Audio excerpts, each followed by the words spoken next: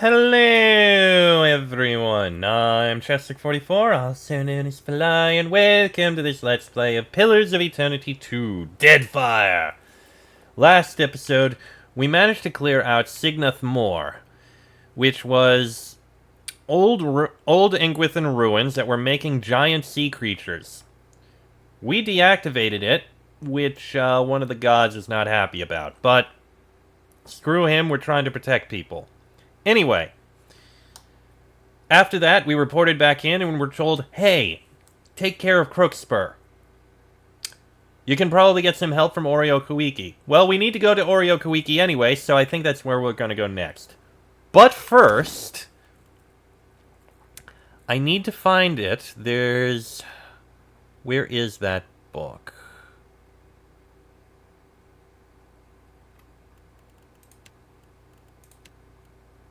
There it is.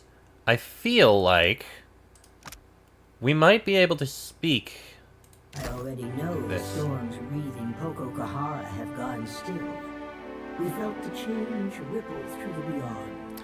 Yes, you have some things to say, don't you? With the essence restored, the region has a chance to heal and eventually thrive.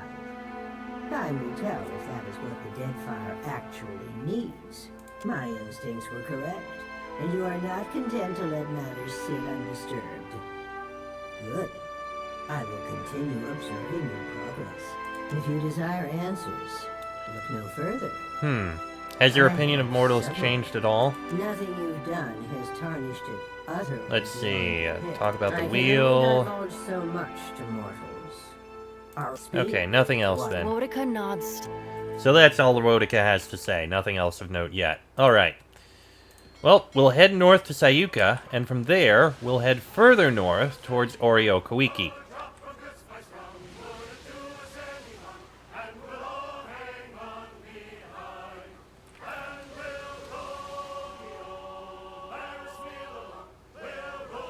If we find anything of note on the way, we'll take care of it. Oh, the deck of many things. Alright, so Koiki is basically directly north.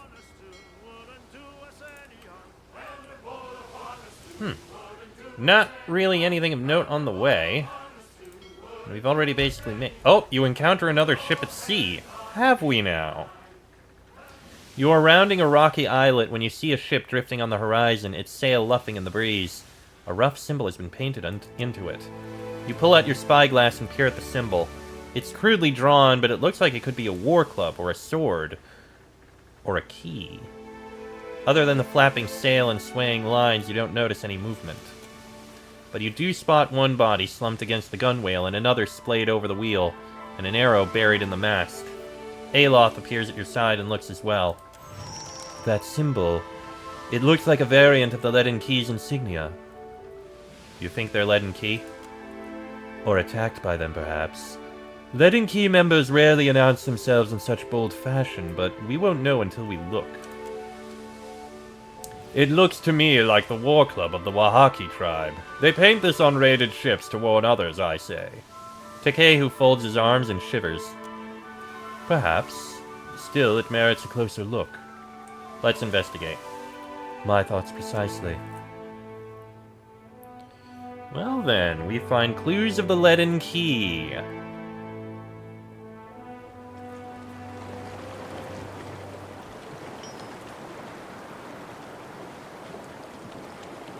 Well, there are... Watcher, I wanted to ask you about Maya, if you don't mind. We're in the middle of something, but okay, what about her? God, where do I even start? Well, for one, I think we get along real swimmingly. Too swimmingly. She tunnels a hand through her hair, disheveling it. It's the strangest thing. But sometimes when she's nearby, my heart gets to lurching in my chest like some wounded thing, and my stomach twists up. Especially when she kills someone, or she laughs. Sounds like you've developed a crush. No, that can't be right. She's not a... Her face screws up as she seriously considers it. person of the cloth. Not only is she not a godite, but, well, she doesn't regularly regard any god, aside from nursing a healthy respect for Andra. We'd be a terrible match, surely. But at the mention of them together, Jodie lopsidedly grins, a dreamy expression softening the lines of her face. Is that really a problem for you? My high priestess would say it ought to be. But no, for me, I suppose it's not. For Maya, I can look past it. But what do I do? How do I proceed? Specifically.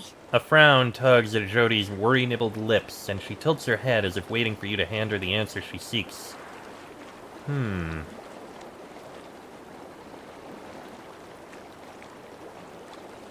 Oh god, I'm not going to make that comment. Hint at your interest, see if she responds positively. Lay the bait without scaring her off. It may require more finesse than I've got, but it's a sound strategy. Wish me luck, Watcher. Because I'm sure I'm gonna need it. Hey, good luck, Jodi. Whatever works out for you.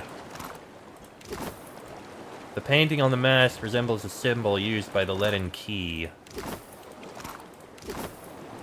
Hey, Aloth. I don't suppose you found any souls? No, I have. Nothing to loot there. Alright, well, let's investigate the soul I see over here. It's the only clue we got.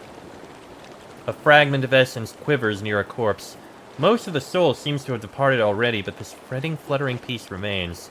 It throbs with panic. Even standing this close to it raises your pulse. As you let it wash over you, terror thins your blood. Your heartbeat becomes the galloping of hooves. You fight to keep yourself from vomiting with fear, if only to avoid the noise. This was supposed to be a quick trade run, up to Nekataka and out in a few days. But you got lost in that fog, and the next thing you knew, arrows were flying through it. So you hid here, between some of the crates, where it's dark, where the screams on deck are just a little quieter. You thought pirates were the greatest danger for merchant ships like yours, but the shrieking warriors butchering your crewmates don't seem like pirates. One of them is up in the rigging, painting some kind of symbol on your sails. Light spills into your hiding place. An Amawa warrior, one of the Huana you think, stands over you. Foreigners shall corrupt our lands no more! You are looking up toward the glare and the Amawa silhouetted against it when pain lances through the base of your skull. Well, I found something, Aloth. Did you find something? You have that look again. They were merchants, killed by Huana who said something about foreigners corrupting their lands. Well, that's a start. I found some unusual stains. I don't think they're blood, but they are rather odorous. He wrinkles his nose at a streak of something the color of a fresh bruise. That's Koiki pulp. So it is. But what would that be doing here? Wahaki hunters smear themselves with it. We're near their island, Oreo Koiki. Of course. The same group we met on Motario Cozy, as I recall. I've heard they're aggressively isolationist.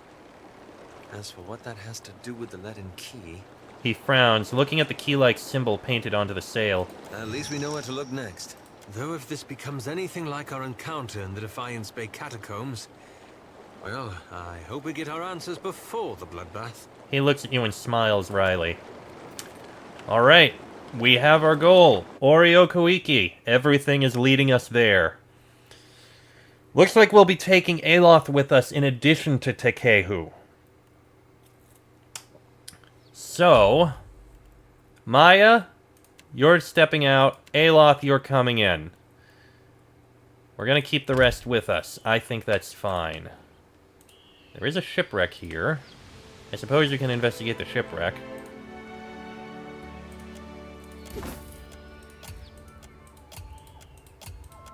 Not really anything of value there.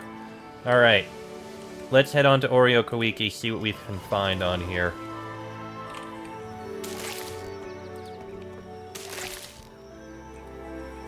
Alright. Let me drop a save and we'll head in. One more thing to check before we go in. If I remember right...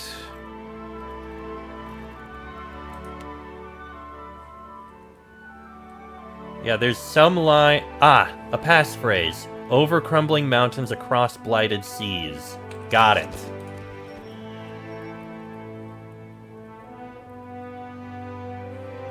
That will allow us to speak with them. That symbol. It looks like the one we saw on the abandoned ship. Well, that's promising. The painting on the post resembles the symbol used by the leaden key. Sure. Which means these guys may know something. We're not gonna steal anything. A young woman steps up to the edge of the cliff and peers down, wearing an amused grin.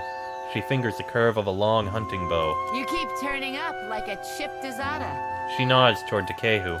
Something keeps drawing me back to Oreo Koiki, I say. Takehu winks up at her.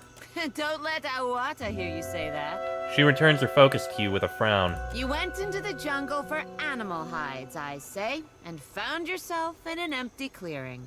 I did not. Akira, the clearing was empty, I say. You asked no questions. She scowls down at you. You turned around and retraced your steps back to your ship, where it was safe. She picks up her hunting bow and knocks an arrow, pointing it in your direction. Look, I just want to talk. Can we talk? Not if you cannot listen. With a sigh, she points the arrow to the ground. If you came to blunt my teeth with chatter, try to keep it short. I bring an offer of alliance from Queen Onakaza II. Her bearing abruptly straightens as she regards you anew, taking you in from head to toe. We remember the old compact with the Nekataka Queen. Do you have her treaty words? Over crumbling mountains, across blighted seas. Akira, the Queen must be desperate to send you, I say. Rasare will be expecting you inside. She gestures for one of the cliffside guards to lower the lift. Seeing as you've earned your way up from nuisance to guest, find me if you feel like trading. Capeha folds her arms and strolls away from the cliffside. There we go. Nice and peaceful. I'm going to take a look around here before I go up. Again, not gonna steal anything. Just looking around.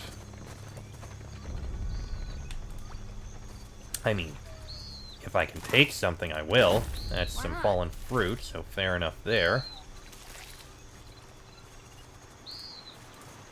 Oh.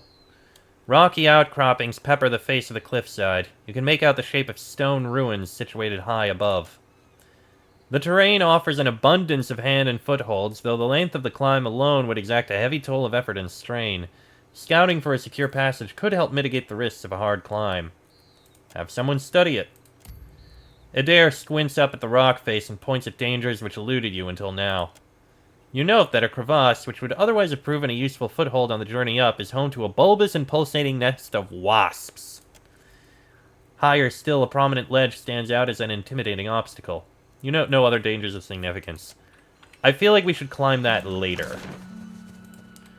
That might actually be a way around in order to get up.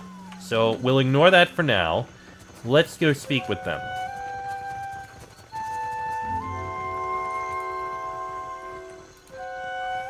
Head on up. With the help of an elaborate pulley mechanism, this lift can be raised to the level of the plateau. Take it up. The creaking of wood and straining of rope accompany the lift's upward journey.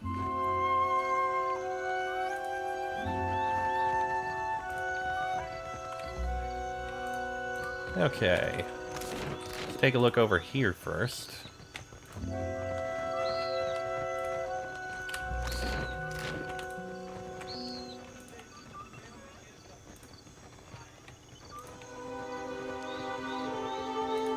Look around.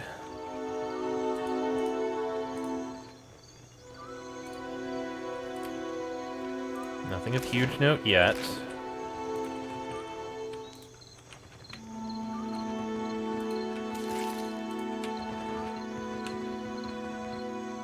Aparo and Awata. A round-bellied man stands at ease before a cluster of hardened fighters, their fists balled and brows furrowed. Murmurs of tense discussion slow to a halt as a woman at the head of the crowd steps forward clutching a spear. Maybe the spear's a gift for us? Silence. She grimaces at Adair. The outsider must leave. Oreo Koiki will not be parceled off and bought with foreign lies. She sweeps her spear tip to gesture in your direction. Only the handsome fish can stay. She waves her spear point toward Takehu. He swallows and raises his palm in mute greeting. Ruasari would never let that happen. Where is your confidence in Aranga? I take it there's a problem. You are the problem. We do not track dirt in our home. We are no better than the outsiders if our Mataru act like inhospitable savages. Where is the courtesy and welcome of the Wahaki? His questions cast a ripple of unease over every listener. If you have such love for outsiders, let this one speak for herself. She fixes her attention on you. I travel with Ngati's chosen. He will keep me honest. I will? I mean, Akira, I will. Takehu bows his head and touches his forehead. If the outsider turns on us, I say I will drag you through Tangaloa's maw with me. She curls her upper lip at Aparo. For all our sakes, may I be proven wrong. Nodding to the assembled fighters, she signals them to disperse. On behalf of those who remember our manners, welcome to Oreo Koiki. He sighs and shakes his head at the warriors before refocusing on you. Is there usually much infighting when outsiders show up?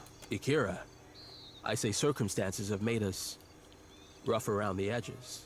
Outsiders come with cannons, nets, torches. They do not come to talk. Why are the Wahaki so protective of their land? We safeguard any land that the trading companies have not stolen out from under Anakaza's throne. The islands will fall if the tribes do not recall our past and Ngati's covenant. Ngati's covenant? Ngati bade her followers to protect the islands, the tribes, and the luminous Adra. For this, she gave us the power to shape her domain. If we fail in our charges, the birthright of the Huana disappears. The Wahaki remember this. The Kahanga, they forget. When he turns to face Takehu, Aparo's joyful face creases with worry. Some of us remember. What we choose to do with the memory is ours to decide. Why so much concern over the past? We lost much of ourselves when Cataclysm scoured the Deadfire. Somewhere among the islands, there's a place where we... He stops himself and bites his lower lip. Akira, my apologies, but I should say no more. Ask. Alright. What can you tell me about Ruasar? She is our Ranga, and the strength of our tribe. He stands tall, wearing a proud grin. I have never seen her without a mouthful of Koiki. Even in battle, she wears a bandolier of fruit. A spirited, passionate, and very hungry woman is my Risari. Are you and her married? Takara, I doubt he even knows the meaning of the word. Takehu slaps his hand over his eyes, grinning with embarrassment. I'm familiar with the foreign obsession with vows. He favors you with a friendly smile. When it strikes Risari's fancy that we should sleep under one roof, we do so vigorously. Vigorously, huh? Some think I influence her judgment, but they have the wrong of it. My back is too fragile for the weight of authority, I say. Farewell, then. Okay. Awata, you... don't like me. The handsome fish leaps into my net once again, I say. A smile rises to Awata's face as she catches sight of Takehu. Wata, how is my little Koiki? Oh, you know her well. Rotten. Pugnant. All the reasons you didn't fight when I gave you back to the sea. I take it you two are acquainted. Akira, we were. Briefly and purposefully. Takehu folds his arms and grins. I did not think you'd swim back, fish. I am here on business. Not pleasure? Tell me what they have done with the true Takehu. You are a delight as ever, I say. Keep the tribe safe, Owata. It is what I do. You keep swimming, Takehu. It is what you do. She sighs and gives him a warm look before turning away. Oh, Takehu! So there's the sanctum. Kipeha, who are you? Akira, what now? Ah, you! Let's see. Know anything about this odd-looking Koiki?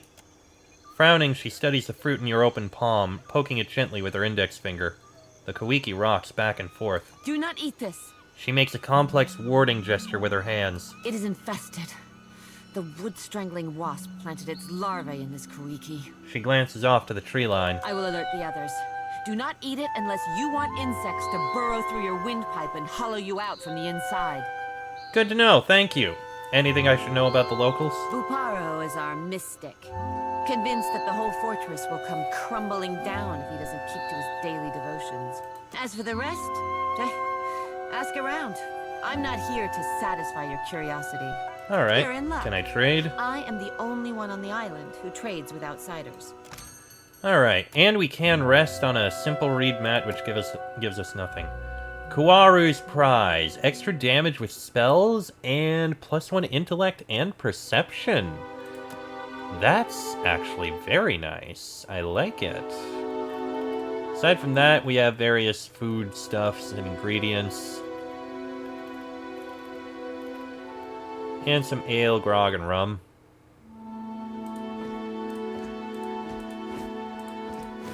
I mean, I'll buy those so I have some drinks. It's good to have those. Let's sell these items.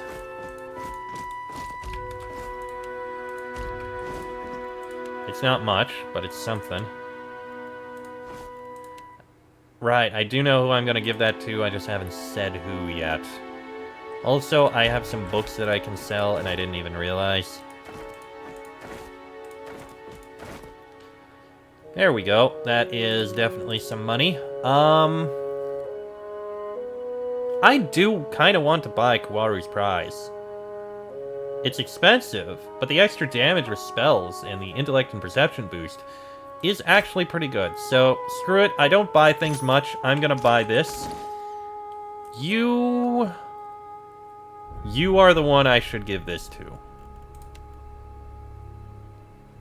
Ah, that's the infested Koiki.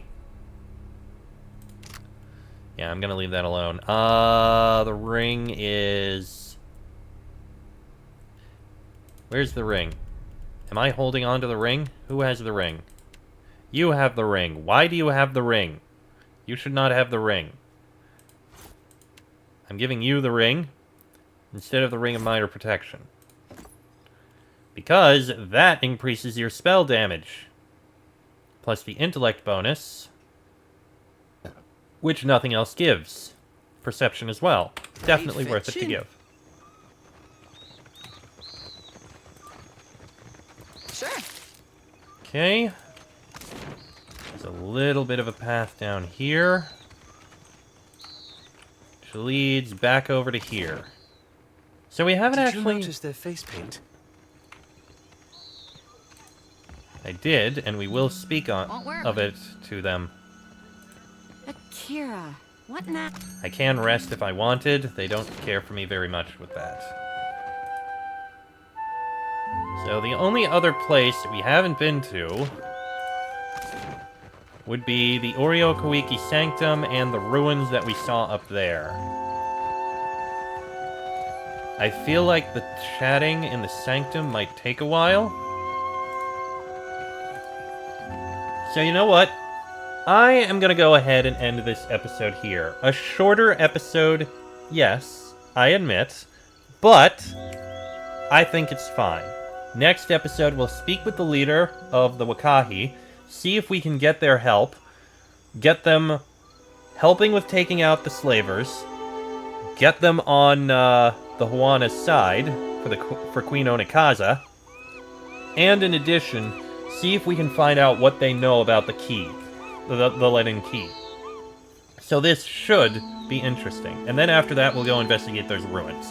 But that'll be in the next episode. So until then, I am Chester44, also known as Fly.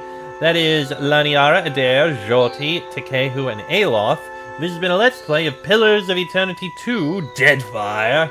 And I shall see you all next time.